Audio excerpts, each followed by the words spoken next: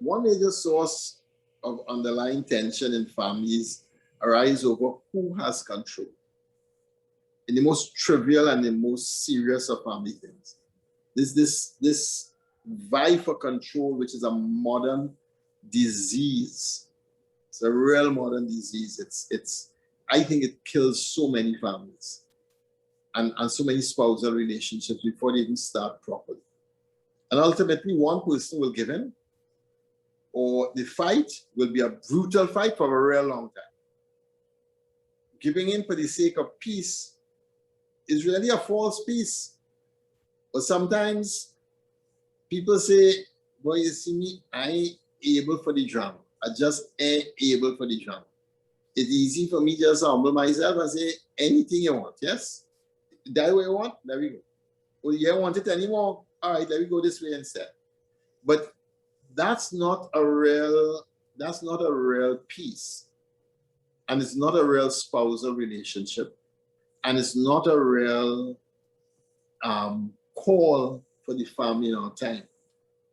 Because we're living in an age where, for whatever reasons, the will of the wife tends to dominate the direction of the house.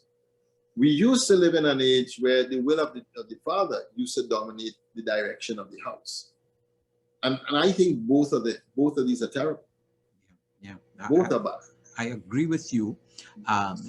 Guys call it the yes, dear moment. Yes, dear, but you're right. It doesn't solve the challenge or the problem that both parties, both husbands and wives, are going through at the moment.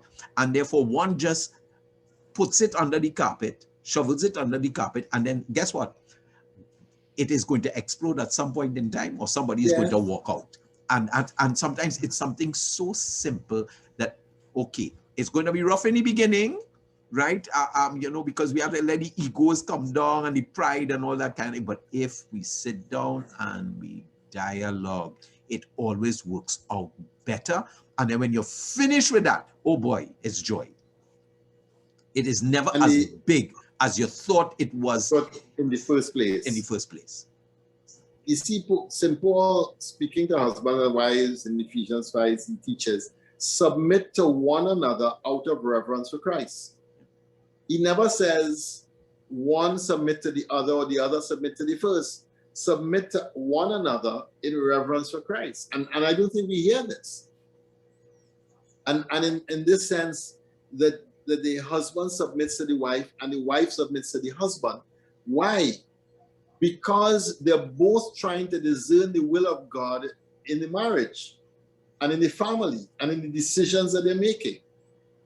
And so it's not about one submitting to the other. It's about both submitting to Christ, because both should be seeking what does Christ want in this? And that's a different dynamic altogether. If it's me and you and you say, well, we go in left, and I say, no, we go in right. And now we have this wonderful ego battle, left and right and left, and all the benefits of going left and all the benefits of going right and so on. But it's totally different if we say, something, left or right, I don't know. I wonder what Christ wants here. Amen. I wonder what Christ wants here. And step back and ask a new question. Am I in alignment with Christ's will in this? Am I? And we might well find out that Christ ain't want either left or right. It might be up or down. But we're fighting over things that are really foolish. And that's why both must submit to Christ, because it's really about discerning the will of God and bending our heart to God's will. That's really what the call is. And until we understand that surrendering to God's will is really what both spouses have to do. And both have to learn how to be docile. Mary again, before God. Both have to move from flesh to spirit. We need to surrender our will to God's will. And that's where Mary is the genius. That's where Mary is the exemplar. And that's where Mary is just so way ahead of the rest of us. It is. She understood what it is to be totally docile before God.